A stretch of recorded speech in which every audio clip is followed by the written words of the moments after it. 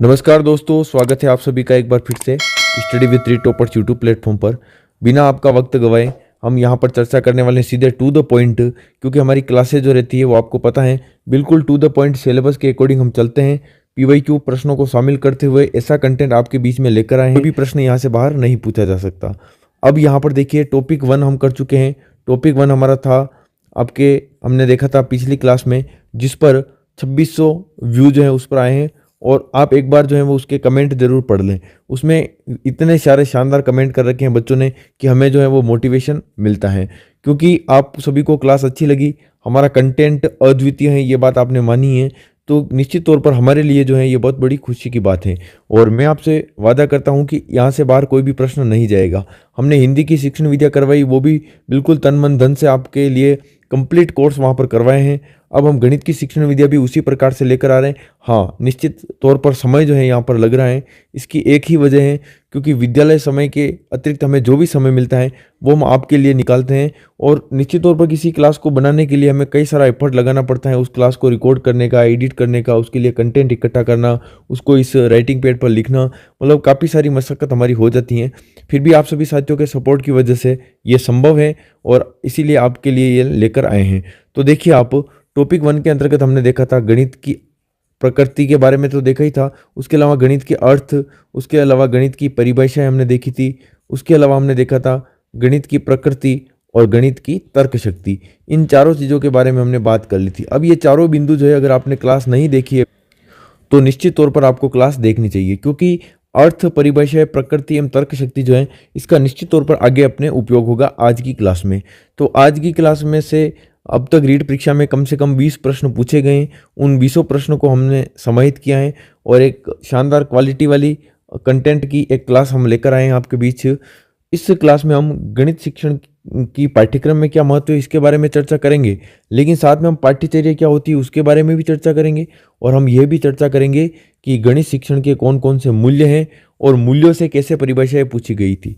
मैंने आपको पहले टॉपिक के अंतर्गत भी बताया था कि परिभाषा वाला जो आपके टॉपिक है वो परिभाषा मैंने वहाँ पर 4 या 5 करवाई थी, लेकिन अब जो है आज की क्लास में हम 10 से 12 परिभाषाएं देखेंगे और हर रीट परीक्षा में कम से कम 2 परिभाषाएं आपके पूछी जाती हैं। तो क्यों ना हम जो है यहाँ पर पूरा कवर करते हुए चलेंगे। अब आपने भी स्क्रीन पर देखा होगा कि study with three toppers mobile application को कई सारे स्टूडेंट ने डाउनलोड किया है।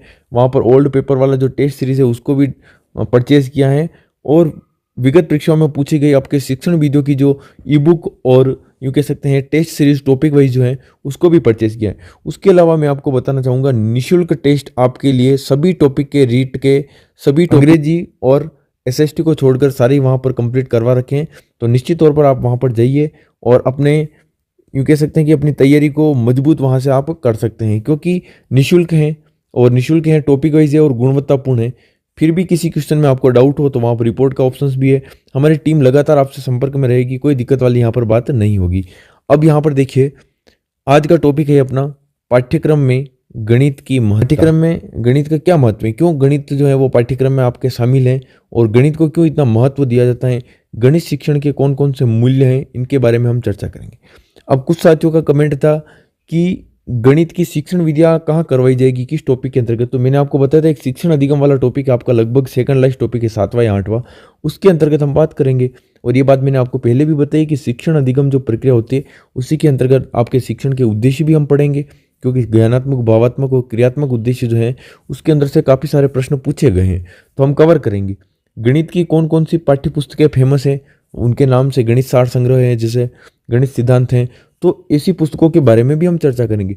हम कंप्लीट चर्चा करेंगे। कंप्लीट हमारी क्लासें रहेगी, 8 क्लास लगभग रहेगी अपनी, 8 से 9 क्लास, और वही 8-9 घंटे का अपना पूरा पाठ्यक्रम रहेगा। उस 8-9 घंटे को आप रीट परीक्षा से 1 या 2 दिन पहले रिवीजन भी कर सकते हैं, क्योंकि आप जो है एक शानदार कंटेंट हम लेकर आए हैं और 10 में से 10 अंक यहीं से आपके आ जाएंगे, कोई दिक्कत वाली बात नहीं है। जिस तरीके से रीट पात्रता परीक्षा में दोनों बार और मुख्य परीक्षा में मेरे शिक्षण वीडियो में पूरे में से पूरे अंक आए हैं, निश्चित तौर पर आपके भी आएंगे। बस आपको विश्वास रखना है, जो कंटेंट हमने पढ़ा है उससे भी हम एक कदम आपको सेफ जोन में लेकर चल रहे हैं, कहीं आपको कोई दिक्कत होने वाली नहीं। मेरा तो ये मानना है कि आप नोट डाउन करते रहें ताकि आपकी कोई भी समस्या नहीं रहेगी। देखिए, पाठ्यचर्या यानी करिकुलम, और इसको इंग्लिश में कहते हैं करिकुलम। अब इस पाठ्यचर्या को यहाँ पर देखिए पाठ्यक्रम रूप में भी लिया गया है। पाठ्यचर्या और पाठ्यक्रम को हम समांतर लेकर चलेंगे, क्योंकि यहाँ पर कोई स्पष्ट वर्गीकरण हम नहीं देखेंगे। पाठ्यक्रम शब्द की जगह पाठ्यचर्या का भी उपयोग किया गया है और पाठ्यचर्या की जगह पाठ्यक्रम का भी उपयोग किया गया है। तो आप देखिए यहाँ पर पाठ्यचर्या शब्द जो है वो करिकुलम है, इसका अंग्रेजी अनुवाद जो है वो करिकुलम है। इसकी स्पेलिंग भी मैंने आपके सामने यहाँ पर लिखी है। इस शब्द की उत्पत्ति जो है किस भाषा से हुई है, तो ये प्रश्न आपके रीट में 2 बार पूछा गया है। कितनी बार पूछा गया है? 2 बार। रीट 2022 लेवल 1 शिफ्ट 1 के अंतर्गत और रीट 2022 लेवल 2 शिफ्ट 3 के अंतर्गत। यानी कि आपके लैटिन भाषा का जो शब्द है ये आपके प्रश्न पूछा गया है, 2 बार पूछा गया है कि करिकुलम शब्द जो है वो किस भाषा से लिया गया है, तो लैटिन भाषा। इंपॉर्टेंट है कि करिकुलम शब्द जो है ये कहाँ से लिया गया है, तो लैटिन भाषा से लिया गया है। लैटिन भाषा से इसकी उत्पत्ति हुई है, इस बात का आपको विशेष ध्यान रखना है। इसका अर्थ क्या है, तो देखिए अर्थ यहाँ पर देखेंगे हम, दौड़ का मैदान यानी रेस कोर्स जो होता है, रेस कोर्ट भी कहते हैं इसको। ये दौड़ का जो मैदान है वही आपके पाठ्यक्रम है, वही आपके पाठ्यचर्या है। इस प्रकार पाठ्यचर्या दौड़ का मैदान है। पाठ्यचर्या कैसा मैदान है? दौड़ का मैदान है, जिस पर बालक लक्ष्य को प्राप्त करने के लिए दौड़ लगाता है, जिसके आधार पर शिक्षक जो है वो शिक्षण कार्य करवाता है और बालक जो है अपने लक्ष्य को प्राप्त करने के लिए क्या करता है? दौड़ता है, यानी कि अपना समय जो है इसके अंतर्गत लगाता है। अब यहाँ पर आप देखेंगे पाठ्यक्रम को लेकर जब भी बात की जाती है तो सबसे महत्वपूर्ण नाम आता है कनिंघम का। कनिंघम ने एक बहुत ही शानदार परिभाषा दी है पाठ्यक्रम की, कि पाठ्यक्रम जो है वो कलाकार के हाथ में, कलाकार कौन? शिक्षक। शिक्षक के हाथ में या कलाकार के हाथ में एक यंत्र है जिससे वह अपनी सामग्री, यानी कि शिक्षक की सामग्री कौन है? विद्यार्थी को अपने आदर्श, यानी कि शिक्षक जो है अपने लक्ष्य के अनुसार अपने कलागृह कौन सा? मतलब अपना विद्यालय में मोड़ता है। यानी कि शिक्षक जो है वो कलाकार के रूप में यहाँ शिक्षक हैं, या सामग्री के रूप में कौन है? विद्यार्थी हैं। और यहाँ पर शिक्षक के जो आदर्श लक्ष्य हैं उसके अनुसार वह विद्यालय में जो है बालक को मोड़ता है, यानी कि बालक को उस सांचे में डालने का प्रयास करता है। तो पाठ्यक्रम ये चीज़ है आपके लिए, ठीक है। तो यहाँ पर देखिए आप गणित विषय में या गणित विषय के महत्व को बताने वाली 2 महत्वपूर्ण परिभाषाएं, क्योंकि अपना टॉपिक है गणित। पाठ्यक्रम में गणित का क्या महत्व है, क्या महत्ता है, तो गणित विषय के महत्व के बारे में यहाँ पर 2 महत्वपूर्ण परिभाषाएं हैं। पहली परिभाषा है वेदांग ज्योतिष की, जिसमें लिखा गया है कि जिस प्रकार मोर के सिर पर मुकुट होता है, सर्प के सिर पर मणि होती है, सॉरी यहाँ पर मुकुट नहीं, सर्प के सर पर मणि होती है, उसी प्रकार विज्ञान में गणित सुशोभित है। यानी कि विज्ञान विषय में गणित का बहुत अधिक महत्व है। विज्ञान विषय जो है, विज्ञान विषय में गणित का काफ़ी महत्व है। यूँ कह सकते हैं कि गणित जो है विज्ञान का एक आधार है। अगर बिना गणित को जाने विज्ञान को समझ पाना मुश्किल है, या यूँ कह सकते हैं नामुमकिन है। दूसरी परिभाषा है देखिए महावीराचार्य की। महावीराचार्य जो है इनकी 2 परिभाषा है, दोनों परिभाषाओं के बारे में हम यहाँ पर बात करेंगे। पहली परिभाषा आप देखेंगे, बहुत अधिक प्रलाप से क्या लाभ है, यानी कि बहुत अधिक जो पछतावा है वो उससे क्या लाभ है। इस चराचर जगत में जो कुछ भी वस्तु है वह गणित के बिना संभव नहीं है। यानी गणित का इतना महत्व बताया है कि संसार में गणित के बिना कोई भी चीज़ संभव नहीं है। ये बात किसने कही है? महावीराचार्य ने कही है। अब दूसरा जो है महावीराचार्य जो है उन्होंने दूसरी बात कौन सी कही है, तो अपनी गणित सार संग्रह नामक पुस्तक में। तो पहली चीज़ यहाँ पर देखिए, गणित सार संग्रह पुस्तक जो है वो किसने लिखी है? महावीराचार्य ने लिखी है। ये यहाँ पर आपके फैक्ट बन गए हैं। इस पुस्तक में लिखा है कि लौकिक, वैदिक तथा सामाजिक जो भी व्यापार है उन सभी में गणित का प्रयोग होता है। महावीराचार्य ने क्या कहा है कि लौकिक, वैदिक तथा सामाजिक कैसा भी व्यापार हो उसमें गणित का क्या होता है? प्रयोग होता है। गणित के बिना सभी विषयों का महत्व नगण्य है, जैसे इतिहास, भूगोल, भौतिक विज्ञान, रसायन विज्ञान। गणित का इन विषय में काफ़ी महत्वपूर्ण योगदान है। आगे हम देखेंगे प्राथमिक स्तर पर गणित की क्या महत्ता है, क्या उपयोगिता है, क्योंकि आपके देखिए प्राथमिक स्तर पर इंपॉर्टेंट है, क्योंकि आपके रीट पाठ्यक्रम से जुड़ी हुई बात है ये। तो यहाँ से देखिए 3 प्रश्न पूछे गए अब तक, वो तीनों प्रश्न कौन कौन से हम बात करेंगे। प्राथमिक स्तर पर गणित शिक्षण का उद्देश्य है। रीट 2012 लेवल 1 में पूछा गया प्रश्न, आंसर क्या था? व्यवहारिक महत्व। आंसर क्या था? व्यवहारिक महत्व। ऑप्शंस जो थे, ऑप्शंस में ध्यान रखना, व्यवहारिक भी था और मानसिक भी था। व्यवहारिक भी था और मानसिक भी था। लेकिन फाइनल आंसर की जब आई तो फाइनल आंसर कहने का मतलब फाइनल आंसर की और प्रारंभिक आंसर की, दोनों में किसको सही माना था? व्यवहारिक को। किसको सही माना? व्यवहारिक। इसलिए मैंने यहाँ पर आपके लिए ऊपर लिखा है कि गणित शिक्षण में, प्राथमिक स्तर पर गणित शिक्षण में मुख्य महत्व किसका है? गणित का कैसा महत्व है? व्यवहारिक महत्व है। फिर एक बार रीट 2015 में प्रश्न आया, तब ऑप्शंस में व्यवहारिक नहीं था, इसलिए यहाँ पर सही आंसर क्या हुआ? वहां पर सही आंसर क्या था? मानसिक, क्योंकि व्यवहारिक ऑप्शंस में नहीं था। तो उम्मीद करता हूं ये बात आपको समझ में आ गई होगी। जो भी आपका डाउट था व्यवहारिक और मानसिक को लेकर, वो यहाँ पर आपके क्लियर हो गया होगा। नेक्स्ट है, मनुष्य के जीवन की गतिविधियों में गणित का सर्वाधिक उपयोग होता है। मनुष्य के जीवन में, जीवन की जितनी भी गतिविधियां हैं उनमें गणित का सर्वाधिक उपयोग होता है, यानी कि व्यवहारिक महत्व है इसका। तो यहाँ पर देखिए किस किस क्षेत्र में जो है इसका उपयोग अधिक होता है। तो दो ऑप्शंस यहाँ पर सही माने थे, ए और सी, ऐसे कुछ ऑप्शंस थे, या बी या सी। कहने का मतलब सामाजिक तथा आर्थिक दोनों रूप में इसका उपयोग होता है। ये प्रश्न आपके रीट 2015 लेवल 1 में पूछा गया प्रश्न है। नेक्स्ट हम देखेंगे, गणित के अध्ययन से बालक में आत्मविश्वास, तार्किक सोच, विश्लेषिक सोच, युक्ति संगत चिंतन, बोध यानी समझ,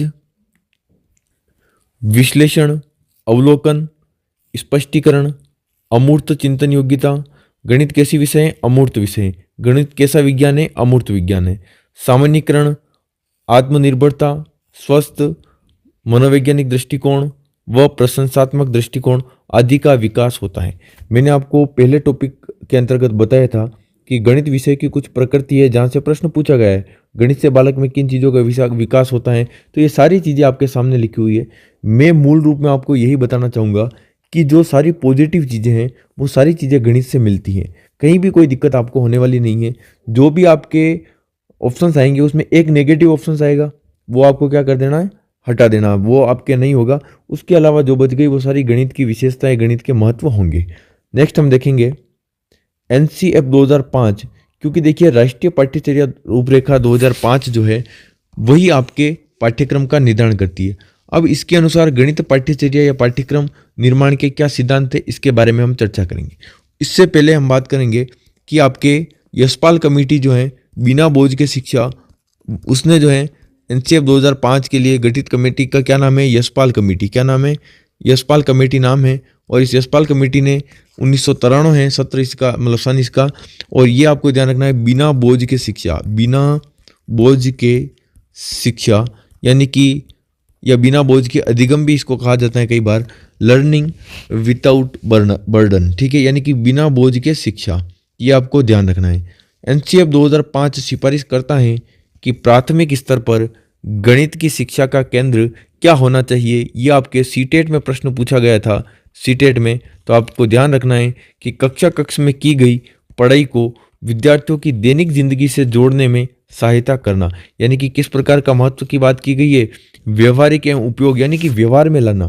जो भी ज्ञान आपने ग्रहण किया है, जैसे कि आपने विद्यालय में जोड़ बाकी गुणा भाग सीखा है, अगर आप सब्जी खरीदते समय उसी का उपयोग करते हैं तो निश्चित तौर पर यह आपके व्यवहारिक महत्व या उपयोगिता कहलाती है। व्यवहारिक उपयोगिता या व्यवहारिक महत्व।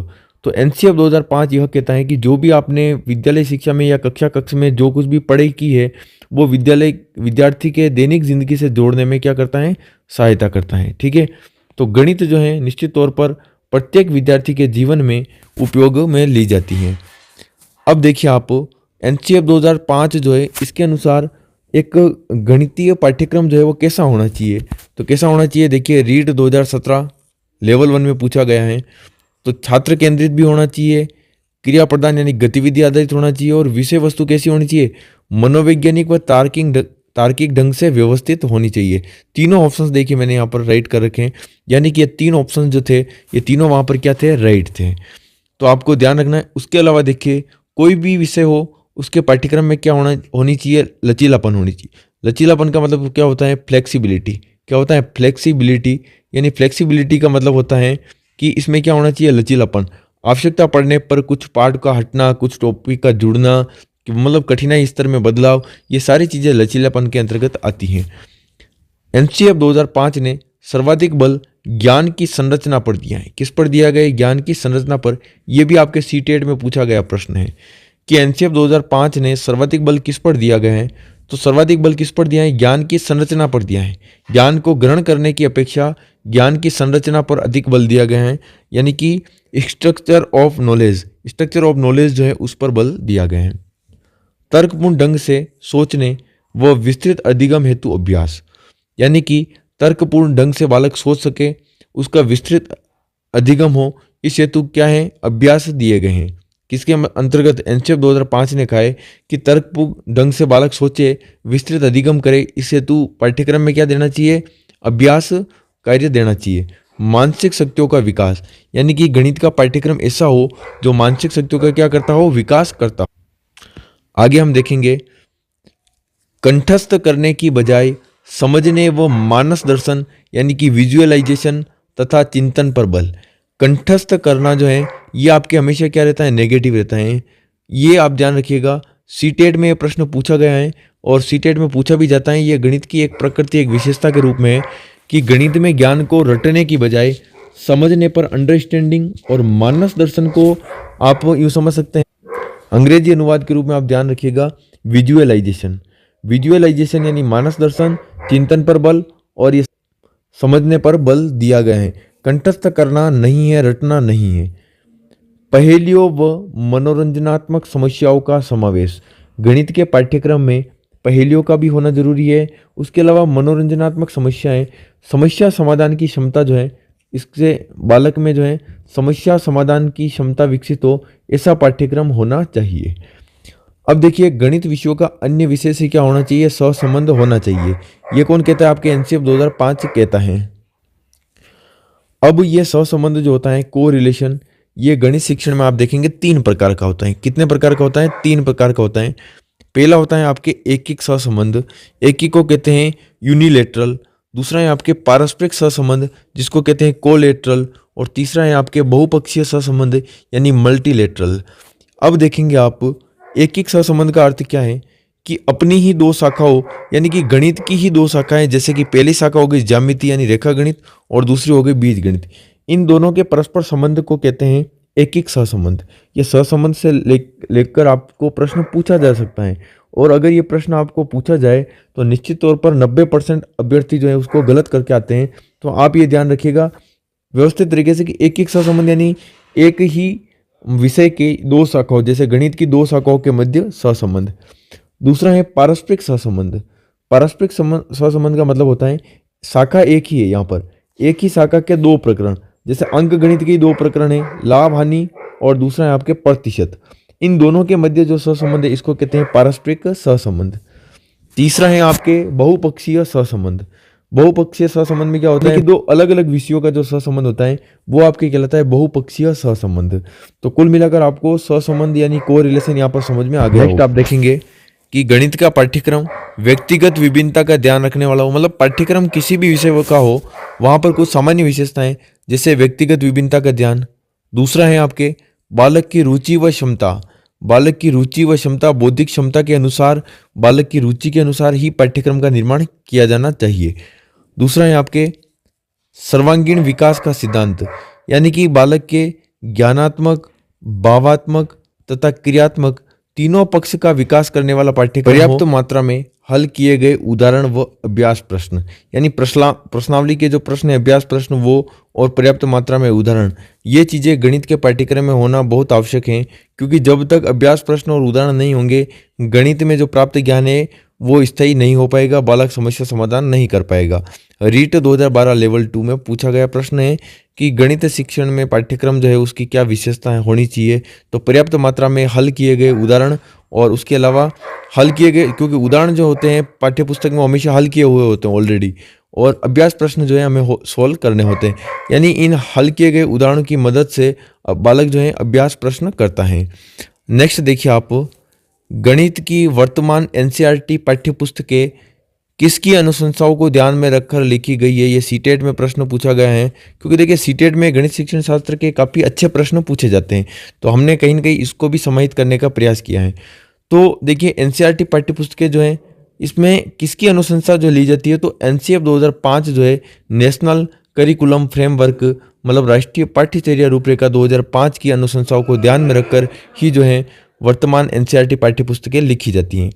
एनसीएफ 2005 के अनुसार बच्चों की सोच या चिंतन प्रक्रिया का गणितीयकरण करना गणित शिक्षण का मुख्य उद्देश्य है।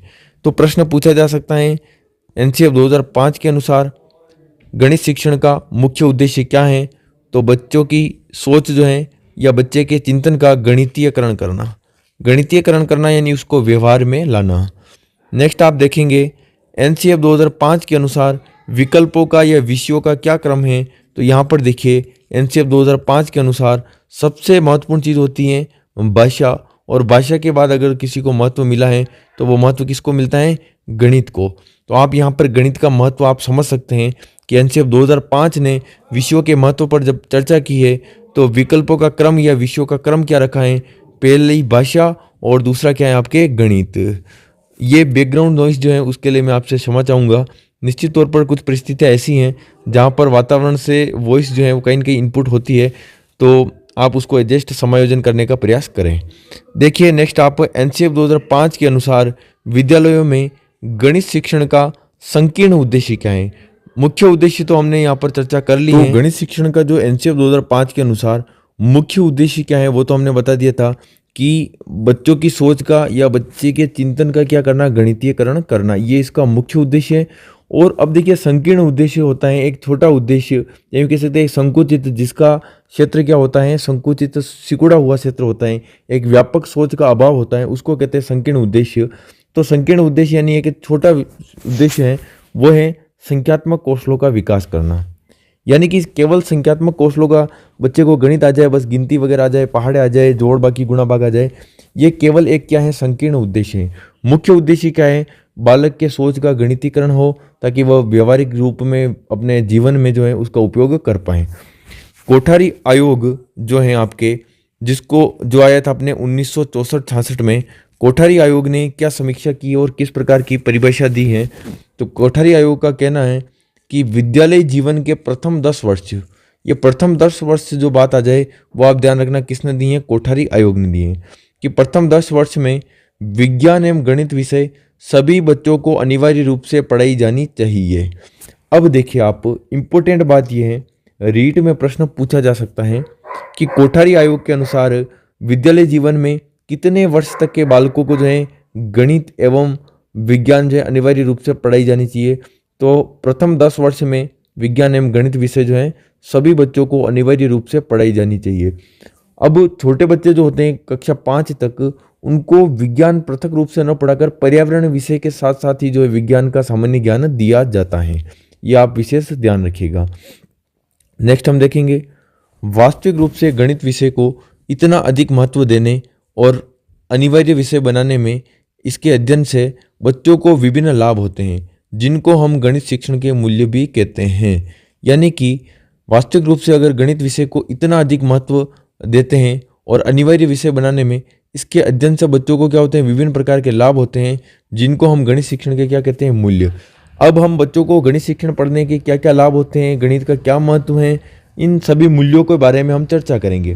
तो आप समझ गए होंगे कि ये मूल्य जो है वो अलग से टॉपिक ना होकर पाठ्यक्रम में गणित की जो महत्ता है, महत्व है, वही आपके इसके अंतर्गत गणित शिक्षण के विभिन्न मूल्यों को विस्तृत रूप से निम्न प्रकार स्पष्ट किया जा सकता है।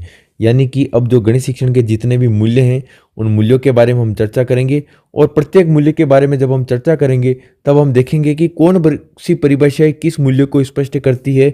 और ऐसे प्रश्न भी रीट में पूछे गए हैं कि ये परिभाषा देखकर वहाँ पर पूछा जाता है कि ये परिभाषा जो है गणित शिक्षण के किस मूल्य से संबंधित है। 3 या 4 प्रश्न ऐसे पूछे गए हैं। पहला है आपका बौद्धिक मूल्य, यानी कि इसको मानसिक मूल्य को इंग्लिश में क्या कहेंगे? इंटेलेक्चुअल जो मूल्य होता है, वैल्यू होती है, उसको हम देखिए यहाँ पर स्पष्ट करेंगे कि पाठ्यक्रम का कोई अन्य विषय या अन्य कोई भी विषय ऐसा नहीं है जो गणित की तरह बच्चों के मस्तिष्क की क्रियाशीलता बनाता हो। यानी कि बालक की जो मस्तिष्क की क्रियाशीलता जो है, यानी कि बालक की जो बुद्धि है, उसको सर्वाधिक विकसित कौन करता है? गणित करता है। इसके बारे में कौन कौन सी परिभाषाएं जो है बौद्धिक मूल्य से संबंधित दी गई है, उसके बारे में हम यहाँ पर चर्चा कर रहे हैं। तो देखिए आप, एक गणितज्ञ थे हब्स, इन्होंने क्या बताया है इसके बारे में? गणित मस्तिष्क को तीक्ष्ण व तीव्र बनाने में उसी प्रकार कार्य करता है जैसे किसी औजार को तीक्ष्ण करने में काम आने वाला पत्थर। यानी कि एक पत्थर आपने देखा होगा कि पत्थर पर उसको घर्षण करके किसी औजार को जो है तीक्ष्ण यानी तीखा बनाया जाता है। उसी प्रकार से गणित के उपयोग से बालक के मस्तिष्क को क्या बनाया जाता है, तीक्ष्ण बनाया जाता है, तीव्र बनाया जाता है। तो ये परिभाषा आपकी किसने दी है, हब्स ने दी है। तो आप ये ध्यान रखिएगा कि पत्थर वाली जो बात आ जाए कहीं भी, किसी भी परिभाषा के अंतर्गत आपको पत्थर दिख जाए, यानी कि आप समझ जाइएगा कि वह आपके क्या है, हब्स ने जो है वो परिभाषा दी है। क्योंकि जब किसी व्यक्ति को पत्थर लगता है तो उसके लफ्ज जो है अभी अधिकतर वो क्या हो जाते हैं, रुक जाते हैं। तो उस लफ्ज से जो आप ध्यान रखिएगा, हब्स। तो पत्थर का संबंध लफ्ज से और लफ्ज का संबंध जो है वो किससे, हब्स से। ठीक है, यहाँ पर आप ये याद रखने की ट्रिक है। नेक्स्ट आप देखेंगे प्लेटो। प्लेटो ने क्या परिभाषा दी है कि गणित एक ऐसा विषय है जो मानसिक शक्तियों को प्रशिक्षित करने का कार्य करता है। एक सुषुप्त आत्मा में चेतना एवं नवीन जागृति उत्पन्न करने का कौशल गणित ही प्रदान कर सकता है। यानी कि मानसिक शक्तियों को प्रशिक्षित करने का कार्य करता है गणित। ये प्रशिक्षित शब्द आप ध्यान रखिएगा, ये किसने दी है, परिभाषा प्लेटो ने दी है। प्लेटो जो है इन्होंने आत्मा की बात की है कि सुषुप्त आत्मा, सोई हुई आत्मा में चेतना एवं नवीन जागृति उत्पन्न करने का कौशल गणित ही प्रदान कर सकता है। तो प्रशिक्षित याद रखो, भले आप आत्मा शब्द से याद रखो। अब क्योंकि मनोविज्ञान में आपने आत्मा परमात्मा सब कुछ पढ़ लिया है, तो वहाँ पर आप देखिए प्लेटो को किससे जोड़ लीजिएगा, आत्मा शब्द से जोड़ लीजिएगा। ये परिभाषा आपके किसने दी है, प्लेटो ने दी है। प्लेटो को मानसिक सिद्धांत का जन्मदाता भी कहा जाता है। इंपोर्टेंट अगली परिभाषाएं आपके बौद्धिक मूल्य से जुड़ी हुई। प्रोफेसर सल्ज, कई जगह है इनको सुल्ज भी या लिखा हुआ आ सकता है। तो यहाँ पर हम देखेंगे प्रोफेसर सल्ज जो है इन्होंने परिभाषा दी है और रीट 2012 लेवल 2 में ये परिभाषा पूछी गई है कि गणित शिक्षण का मूल व प्रथम उद्देश्य मानसिक शक्तियों का विकास करना है। गणित शिक्षण के तथ्यों तथा विषयों का ज्ञान गौण है। यानी कि मानसिक शक्ति का विकास करना तो आपके क्या है, मूल उद्देश्य है, और गणित के तथ्यों व विषयों का ज्ञान गौण उद्देश्य है। गणित के जो भी तथ्य वगैरह जो है इसका ज्ञान जो ग्रहण कर रहे हैं वो आपके क्या है, गौण उद्देश्य है। जबकि मानसिक शक्तियों का विकास जो है आपके क्या है, प्राथमिक उद्देश्य है। यह आपके रीट 2012 लेवल 2 में पूछा गया है कि गणित शिक्षण का प्राथमिक उद्देश्य क्या है, मानसिक शक्तियों का विकास करना। तो प्रोफेसर सुल्ज की परिभाषा वहाँ पर पूछी गई थी। प्रोफेसर सुल्ज के अनुसार गणित शिक्षण का मुख्य उद्देश्य क्या है। ठीक है, नेक्स्ट हम देखेंगे उपयोगिता मूल्य, यानी कि यूटिलाइज करने की जो वैल्यू होती है, यूटिलाइटेरियन वैल्यू ये भी बोल सकते हैं इसको, और यूटिलाइजेरियन वैल्यू भी कह सकते हैं। व्यवहारिक जीवन में गणित की उपयोगिता अन्य विषयों से काफ़ी अधिक है। अन्य विषयों की अपेक्षा गणित विषय का उपयोग जो है दैनिक जीवन में अधिक किया जाता है। यह गणित का उपयोगिता मूल्य भी है और व्यवहारिक मूल्य भी है। इसी को व्यवहारिक मूल्य भी कहा जाता है, यह आप विशेष ध्यान रखिएगा। व्यवहारिक मूल्य भी कहते हैं इसको, प्रायोगिक मूल्य भी कहते हैं। क्या कहते हैं इसको, प्रायोगिक मूल्य भी कहते हैं, क्योंकि प्रयोग में लेना, उपयोग में लेना, व्यवहार में लेना, तीनों शब्द यहाँ पर एक ही है। ठीक है, नेक्स्ट हम बात करेंगे यंग की परिभाषा, जो है आपके लौह वाष्प और विद्युत के इस युग में जिस ओर भी मुड़कर देखें गणित ही सर्वोपरि है। यानी कि लौह वाष्प और विद्युत का ये युग जो है इसमें सर्वाधिक महत्व किसका है, गणित का ही है। यदि यह रीढ़ की हड्डी निकाल दी जाए तो हमारी सभ्यता का अंत ही हो जाएगा। यानी कि गणित शिक्षण में जो परिभाषा दी गई है वो ये लोहे वाली परिभाषा है। ये किसने दी है, यंग ने। आप यहाँ पर ध्यान रखिएगा, लोहे में क्या लगता है, जंग, इसलिए परिभाषा याद रखना किसकी हो जाएगी, यंग। ठीक है, इस बात को आप विशेष ध्यान रखिएगा ताकि आपके कोई भी समस्या ना होगी। परिभाषाओं को रटना बिल्कुल नहीं है, परिभाषाओं को किसी वर्ड से कनेक्ट करके ही आपको याद करना ज़्यादा उचित रहेगा। नेक्स्ट परिभाषा है व्यवहारिक मूल्य में रोजर बेकन की, काफ़ी इंपॉर्टेंट परिभाषा है, एक बार रीट में पूछी भी गई है, रीट 2012 लेवल 1 में, कि गणित सभी विज्ञानों का सिंह द्वार एवं कुंजी है। यानी कि गणित जो है सभी विज्ञान, यानी कि विज्ञान का तो आप ये मान के चलिएगा गणित के साथ विशिष्ट संबंध है। गणित का सर्वाधिक उपयोग महत्व किसमें है, विज्ञान विषय में है। तो गणित सभी विज्ञानों का सिंह द्वार एवं कुंजी है। यानी कि कोई सी भी प्रकार की भौतिक विज्ञान हो, रसायन विज्ञान हो, कोई भी विज्ञान हो, उसका सिंह द्वार एवं कुंजी जो है वो कौन है, आपके गणित है। ये परिभाषा आपकी किसने दी है, रोजर बेकन ने दी है, जो कि आपके रीट 2012 लेवल 1 में पूछी गई है। नेक्स्ट आप देखेंगे विज्ञान उतना ही यथार्थ है जितना वह गणित का उपयोग करता है। यानी कि विज्ञान कितना शुद्ध है, कितना यथार्थ है, कितना वास्तविक है, इस बात का पता कहाँ से चलता है? गणित का जितना उपयोग करेगा उतना ही वह क्या होगा? शुद्ध होगा, यथार्थ होगा। ये परिभाषा आपके किसने दी है? कांट ने दी है। अब इसको आप किसी भी प्रकार से जो है जोड़कर आप इसका उपयोग कर सकते हैं। आपके रीट परीक्षा में आपको विशेष तौर पर यहाँ परिभाषा जो मैंने दी है, कोई भी एक भी परिभाषा वेस्ट नहीं है, हर चीज़ आपको बेस्ट तरीके से याद करनी है।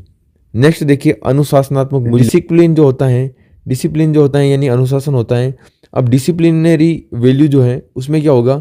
गणित का ज्ञान केवल बच्चों की मानसिक शक्तियों का विकास एवं उन्हें नियंत्रित ही नहीं करता है, बल्कि उनके व्यक्तित्व को गंभीरता, विवेक एवं चिंतनशील जैसे गुण भी प्रदान करता है। गणित विषय का ज्ञान यथार्थ, वास्तविक व क्या है? शुद्ध है, जिससे यह बच्चों के मन में एक विशेष प्रकार का अनुशासन विकसित करता है। जब आपको किसी चीज़ की वास्तविकता का पता चलता है, या यूँ कह सकते हैं कि वास्तविक ज्ञान होता है, तो आप यूँ कह सकते हैं कि ऑटोमेटिक आप में जो है अनुशासन की भावना या अनुशासन मूल्य जो है वो आ जाता है। तो गणित का ज्ञान जो है वो बालक में केवल मानसिक शक्ति का विकास नहीं करता है, उसके अंतर्गत गंभीरता, विवेक, चिंतनशीलता, कई सारे अनुशासन गुण जो हैं, अनुशासन से लेकर रिलेटिव उन सारे गुणों का विकास करता है। लोक ने परिभाषा दी है कि गणित वह मार्ग है जिसके द्वारा मन या मस्तिष्क में तर्क करने की आदत स्थापित होती है। मन या मस्तिष्क में तर्क करने की आदत स्थापित होती है। गणित वह मार्ग है, ऐसा मार्ग है जिससे बालक के मन में, मस्तिष्क में तर्क करने की आदत स्थापित होती है। यह परिभाषा किस मूल्य से संबंधित है? अनुशासनात्मक मूल्य से संबंधित है। और ये परिभाषा किसने दी है? लोक ने यह परिभाषा दी है। नेक्स्ट मूल्य है आपके नैतिक मूल्य। नैतिक मूल्य को कहते हैं मोरल वैल्यू। मोरल वैल्यू के अंतर्गत क्या कहा गया है? देखिए आप, गणित का ज्ञान बच्चों के चारित्रिक एवं नैतिक विकास में सहायक है। गणित का उपयोग जीवन के हर क्षेत्र में हर मूल्य के अंतर्गत होता है, आपको ध्यान रखना है। डटन जो है इन्होंने परिभाषा दी है कि गणित तर्क सम्मत विचार, यथार्थ कथन तथा सत्य बोलने का सामर्थ्य प्रदान करता है। देखिए, सत्य बोली गई बात जो होती है या सच्ची बात जो होती है उस पर इंसान क्या रहता है? डटा रहता है। डटा रहता है यानी डटना यानी कहलाता है स्थिर रहना। तो आप यहाँ पर याद रख सकते हैं कि सत्य बात जो है परिभाषा वो आपकी किसकी है? डटन की परिभाषा है। सत्य बोलने का सामर्थ्य प्रदान करता है। व्यर्थ गप्पे, आडंबर, धोखा तथा छल कपट सब कुछ उस मन का कहना है जिसको गणित का प्रशिक्षण नहीं दिया गया है। वही व्यक्ति गप्पे, आडंबर, धोखा तथा छल कपट ये सब बोलते हैं जिन्होंने कभी गणित का ज्ञान प्राप्त नहीं किया है या जिन्होंने कभी गणित का प्रशिक्षण नहीं लिया। हम देखेंगे सामाजिक मूल्य। सामाजिक मूल्य यानी सोशल वैल्यू। सोशल वैल्यू क्या है? मनुष्य एक सामाजिक प्राणी है और सामाजिक जीवन यापन करने के लिए गणित के ज्ञान की अत्यधिक आवश्यकता होती है। वर्तमान में हमारी सामाजिक संरचना में जो भी वैज्ञानिक एवं सुव्यवस्था नजर आती है उसका श्रेय किसको जाता है? गणित को जाता है। सामाजिक लेन देन, उद्योग, व्यापार आदि व्यवसाय गणित पर निर्भर है। यानी समाज में जो कुछ भी वैज्ञानिकता या सुव्यवस्था नजर आती है उसका श्रेय किसको जाता है? गणित को जाता है। यह गणित शिक्षण का कैसा मूल्य है? सामाजिक मूल्य है। सामाजिक मूल्यों को लेकर परिभाषा देखिए 2 बार पूछी गई है। नेपोलियन की परिभाषा पूछी गई थी कि गणित की उन्नति तथा वृद्धि देश की संपन्नता से संबंधित है। यह गणित शिक्षण का कौन सा मूल्य है? तो गणित शिक्षण का कौन सा मूल्य है? सामाजिक मूल्य है, सोशल वैल्यू है। ये प्रश्न आपके पूछा गया है 2 बार। नेपोलियन के बारे में नहीं पूछा गया है कि नेपोलियन ने दी है क्या है, वहाँ पर यह पूछा गया था, दिया हुआ था ऑलरेडी कि नेपोलियन की परिभाषा गणित की उन्नति तथा वृद्धि देश की संपन्नता से संबंधित है। यह गणित शिक्षण के किस मूल्य से संबंधित है? तो आपके कौन सा मूल्य हो जाएगा? सामाजिक मूल्य हो जाएगा। नेक्स्ट हम देखेंगे सांस्कृतिक मूल्य। सांस्कृतिक मूल्य काफी इंपॉर्टेंट मूल्य है। क्यों? क्योंकि यहां से पूछी गई परिभाषा 3 बार परिभाषा पूछी गई है और तीनों बार परिभाषा पूछी गई है। देखिए, गणित विषय को संस्कृति एवं सभ्यता का सृजनकर्ता एवं पोषक माना जाता है। गणित में रीति रिवाज, खान-पान संस्कृति में रीति रिवाज, खान-पान, रहन सहन, कला, आर्थिक, सामाजिक, राजनीतिक आदि सभी पहलू समाहित हैं। यानी कि रीति रिवाज, खान पान, रहन सहन, उसके अलावा देखिए कला, आर्थिक, सामाजिक, राजनीतिक सभी पहलू इसमें शामिल हैं। यानी कि कह सकते हैं गणित को संस्कृति एवं सभ्यता की क्या माना जाता है, सृजनकर्ता भी माना जाता है और पोषक भी माना जाता है। यह गणित शिक्षण का कैसा मूल्य है, सांस्कृतिक मूल्य है। होगबेन की परिभाषा जो पूछी गई थी, गणित सभ्यता व संस्कृति का दर्पण है, ये परिभाषा किसने दी? एक दो बार ये प्रश्न पूछा गया था, तो किसने दी थी? होगबेन ने दी। एक बार प्रश्न ये पूछा गया कि होगबेन की परिभाषा जो है गणित सभ्यता व संस्कृति का दर्पण है, यह गणित शिक्षण के किस मूल्य से संबंधित है? सांस्कृतिक मूल्य यानी कल्चरल वैल्यू जो है उससे संबंधित है। उम्मीद करता हूँ आपको प्रश्नों का पैटर्न भी समझ में आ रहा होगा, उसके अलावा आपको जो है थ्योरी भी समझ में आ रही होगी कि क्यों ये परिभाषा मैंने यहाँ पर करवाई है। नेक्स्ट हम देखेंगे सौंदर्यात्मक या कलात्मक मूल्य। अंग्रेजी में है आपके एस्थेटिक वैल्यू। गणित पढ़ने वालों के लिए गणित एक गीत है, एक कला है, संगीत है तथा आनंद प्राप्ति का प्रमुख साधन है। सभी कलाएं, चित्रकला हो चाहे मूर्तिकला हो, संगीत तथा नृत्य कला, सभी में गणित का योगदान है।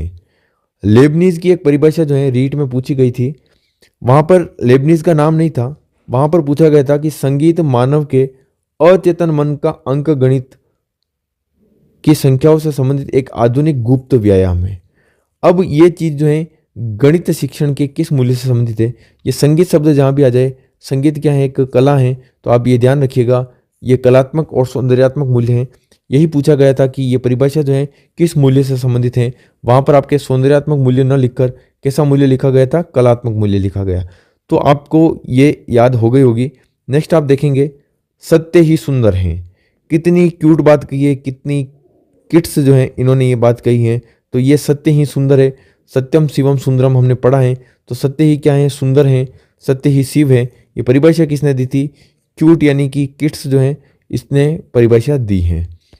नेक्स्ट हम देखेंगे जीविकोपार्जन। अब यहाँ पर परिभाषाएं जो थी उसको लेकर प्रश्न पूछा जाए किस मूल्य से है, तो वो तो आपके क्लियर हो गई। अब हम देखेंगे जीविकोपार्जन यानी कि वोकेशनल वैल्यू क्या है गणित की। तो प्रत्येक व्यक्ति को अपनी आजीविका कमाने के लिए गणित के ज्ञान की आवश्यकता प्रत्यक्ष या अप्रत्यक्ष रूप से अवश्य होती है। यानी कि आजीविका कमाने के लिए या तो गणित का प्रत्यक्ष रूप में आवश्यकता होती है या अप्रत्यक्ष रूप में होती है। यही गणित शिक्षण का कैसा मूल्य कहलाता है? जीविकोपार्जन वैल्यू यानी कि वोकेशनल वैल्यू जीविकोपार्जन मूल्य कहलाता है। नेक्स्ट हम देखेंगे मनोवैज्ञानिक मूल्य क्या है, साइकोलॉजिकल वैल्यू क्या है। तो गणित के अध्ययन से बालकों की मनोवैज्ञानिक आवश्यकताओं की पूर्ति होती है। गणित शिक्षण द्वारा बालकों की देखिए जिज्ञासा, रचनात्मक प्रवृत्तियां तथा आत्मसंतुष्टि, इसको आत्मसंतुष्टि कर दीजिएगा, आत्मसंतुष्टि तथा आत्म प्रकाशन आदि भावनाओं की तृप्ति व संतुष्टि होती हैं। गणित में छात्र करके सीखना, अनुभव द्वारा सीखना तथा समस्या समाधान आदि महत्वपूर्ण मनोवैज्ञानिक सिद्धांतों के आधार पर ज्ञान प्राप्त करता है। काफी इंपॉर्टेंट बातें ये लिखी हुई है। ये शब्द जो आप सुन रहे हो रटना नहीं है, बिल्कुल भी आपको नहीं रटने हैं। ये शब्द जो है परीक्षा में आपको ऑप्शंस में ऑटोमेटिक वहां पर समझ में आ जाएगा कि ये गणित शिक्षण का महत्व मूल्य है या नहीं है, इसलिए आपको रटना नहीं है, ठीक है। ये आपका कौन सा मूल्य हो जाएगा? मनोवैज्ञानिक मूल्य हो जाएगा। नेक्स्ट है आपके सेकंड लिस्ट मूल्य जो है वैज्ञानिक दृष्टिकोण से संबंधित मूल्य। गणित की तर्कपूर्ण चिंतन पद्धति, वस्तुनिष्ठता, शुद्धता, परिणामों की निश्चितता, वैज्ञानिक दृष्टिकोण एवं चिंतन शैली विकसित करता है। गणित जो है बालक में कई प्रकार की क्षमताओं का विकास करता है। जिससे सामान्यतः छात्र गणित की समस्या को वैज्ञानिक विधि के चरणों का इस्तेमाल करते हुए हल करता है। गणित की कोई भी समस्या होती है तो उसको वैज्ञानिक विधि से यानी कि सूत्रों द्वारा अगर सोल्व करता है तो उसको एक क्रमबद्ध तरीके से करता है, तो वह आपके गणित शिक्षण के माध्यम से वैज्ञानिक दृष्टिकोण से संबंधित मूल्य हो जाएगा। नेक्स्ट आप देखेंगे अंतर्राष्ट्रीय मूल्य, इंटरनेशनल वैल्यू क्या है गणित की। तो गणित के क्षेत्र में हुई प्रगति किसी एक राष्ट्र, वर्ग, जाति या धर्मानुयायी का कार्य नहीं है, न ही किसी राष्ट्र या समुदाय विशेष की संपत्ति है। गणित संबंधी प्रत्येक कार्य अंतर्राष्ट्रीय मान्यता व महत्व रखता है। इस प्रकार गणित जो है वसुदेव कुटुंबकम की भावना विकसित करता है। वसुदेव कुटुंबकम की भावना जो है वो आपके गणित शिक्षण के किस मूल्य के अंतर्गत आ जाएगी? अंतर्राष्ट्रीय मूल्य के अंतर्गत आ जाएगी। इसी के साथ आपके 11 मूल्य जो हैं वो समाप्त हो चुके हैं। अब हम कुछ महत्वपूर्ण बिंदुओं पर बात करेंगे जहां से प्रश्न पूछे गए हैं। गणित को पाठ्यक्रम में विशेष स्थान देने के क्या कारण हैं? तो देखिए कई सारे कारण हैं। 2 प्रश्न पूछे गए रीट में। एक पूछा गया था रीट 2022 लेवल 2 शिफ्ट 4 में, एक पूछा गया रीट 2012 लेवल 2 में। गणित एक यथार्थ विज्ञान है, एक वास्तविक विज्ञान है गणित, इसलिए जो है गणित को पाठ्यक्रम में शामिल किया गया है। ये बात भी बिल्कुल सही है। गणित बच्चों में तार्किक दृष्टिकोण, तार्किक सोच का विकास करता है। ये बात भी हमने देखी थी गणित की प्रकृति के अंतर्गत। गणित की भाषा सार्वभौमिक होती है। बिल्कुल, गणित की भाषा क्या होती है? सार्वभौमिक होती है। अगर इस चिन्ह का अर्थ इंडिया में अगर बराबर है, इक्वल है, तो वो अमेरिका में जाएगा तो भी वहां पर इसका अर्थ क्या हो जाएगा? इक्वल और बराबर ही होगा। इसका अर्थ जैसे छोटा और बड़ा है। इसके अलावा ये जो है कोण का चिन्ह है, उसके अलावा ये समकोण का चिन्ह है। ये सारी चीज़ें जो हैं हर किसी भी राष्ट्र में चले जाएंगे वहाँ पर क्या रहेगी? समान रूप से रहेगी, सार्वभौमिक होती हैं। विज्ञान विषय के अध्ययन में सहायक हैं। विज्ञान विषय के अध्ययन में क्या है? गणित सहायक हैं। और व्यवहारिक जीवन में क्या है? उपयोगी है। ये सारी पाठ्यक्रम में गणित के महत्व को लेकर बात हुई है। अब एक और प्रश्न की हम चर्चा करेंगे कि गणित की पाठ्य पुस्तक जो है उसकी महत्वपूर्ण विशेषताएं क्या क्या है। तो उसकी पाठ्य वस्तु अच्छी होनी चाहिए, भाषा एवं शैली जो है वो भी विशेषता है, और पाठ्य पुस्तक जो है उसकी आकृति भी महत्वपूर्ण है। मतलब उपयुक्त सभी वहाँ पर आंसर था वो सही था। अब किसी भी विषय की पाठ्य पुस्तक होती हैं तो उसमें कई सारी चीज़ें जो हैं वो आवश्यक हो जाती हैं। तो यहाँ पर आपकी पाठ्य पुस्तकें गणित की, तो हिंदी में हमने देखा था पाठ्य पुस्तक वाला टॉपिक, उसके अंतर्गत हमने बताया था कि आंतरिक विशेषता कौन कौन सी है, बाह्य विशेषता कौन कौन सी, और कौन कौन से गुण होने चाहिए। तो आप वहाँ से इस टॉपिक को और अगर आप करना चाहें क्लियर पाठ्य पुस्तक वाले को, तो हिंदी शिक्षण वीडियो की आपके टॉपिक नंबर 7 जो है उसके अंतर्गत उसका नाम है पाठ्य पुस्तक, वहाँ पर आप अच्छे से उसकी विशेषताओं को पढ़ लीजिएगा। अब यहाँ पर आपके गणित शिक्षण के सारी चीज़ें आपके यहाँ पर कंप्लीट होती हैं। ये गणित शिक्षण का अपना दूसरा टॉपिक था, पाठ्यक्रम में गणित की महत्वता। ये संपूर्ण परिचर्चा या यूँ कह सकते हैं संपूर्ण चर्चा हमने इस टॉपिक के अंतर्गत कर ली है। अब अपना टॉपिक नंबर 3 आएगा, वो कल नहीं आकर परसों आएगा। एक एक दिन के गैप में अपने टॉपिक आएंगे, क्योंकि अब जो है कल अपनी क्लास रहेगी, उसके अंतर्गत NEP 2020 का अपना जो लास्ट टॉपिक बचा हुआ था मानक प्रत्यायन वाला, उसको हम कवर कर लेंगे कल वाली क्लास में। और कल जो है हम आपके हिंदी की शिक्षण वीडियो के जो टॉपिक वाइज टेस्ट सीरीज चल रही है उसके अंतर्गत 3 टॉपिक के वीडियो हमने तैयार कर लिए। कल चौथा टॉपिक है भाषाई कौशलों का विकास, वो हम वहाँ पर कंप्लीट कर लेंगे। इस तरह से हम समांतर चलेंगे। और परसों आपकी संस्कृत की शिक्षण वीडियो की क्लास आएगी। संस्कृत की शिक्षण वीडियो की क्लास भी आपके समांतर फिर चलती रहेगी। तो उम्मीद करता हूँ आप सभी को ये क्लास काफ़ी अच्छी लगी होगी। और एक इम्पोर्टेंट कंटेंट जो है, इम्पोर्टेंट तो क्या ही कहूँ आपको, 10 में से 10 अंक अगर आपको लाने हैं तो निश्चित तौर पर ये सारी चीज़ें जो बताई वो पढ़नी होगी। ज़्यादा नहीं होगी, आपके 30 से 40 पेज मान लो, 40 पेज आप मान लो गणित की शिक्षण विद्या होगी, तो 40 पेज पढ़कर आपके 10 नंबर आ रहे हैं, तो यहाँ पर कोई भी बुराई वाली बात नहीं है। काफ़ी अच्छे से आपको कवर हो जाएंगे। उम्मीद करता हूँ आप सभी साथी जो हैं अपने अन्य साथियों के साथ इन क्लासों को शेयर कर रहे होंगे, क्योंकि देखिए हम काफ़ी मेहनत कर रहे हैं, आप सभी को पता है। शेयर नहीं करोगे तो हमें भी जो है मज़ा नहीं आएगा, मोटिवेशन नहीं मिलेगा। सीधी सी बात है, आप सभी जो है अभी जाइए इस क्लास को शेयर कीजिए। Study with 3 toppers mobile application पर निःशुल्क टेस्ट सीरीज जो है उसको ज्वाइन कर लीजिए। अपने अन्य साथियों के साथ भी शेयर कीजिए। और आप स्टूडेंट जो है वही हमारा सबसे बड़ा हथियार है। आप चाहो तो इस चैनल को 2 दिन में भी जो है 25,000 तक पहुंचा सकते हो। आपके ऊपर डिपेंड करता है कि आप किस तरह से सपोर्ट करते हो। तो मिलते हैं नेक्स्ट क्लास में, तब तक के लिए जय हिंद जय भारत।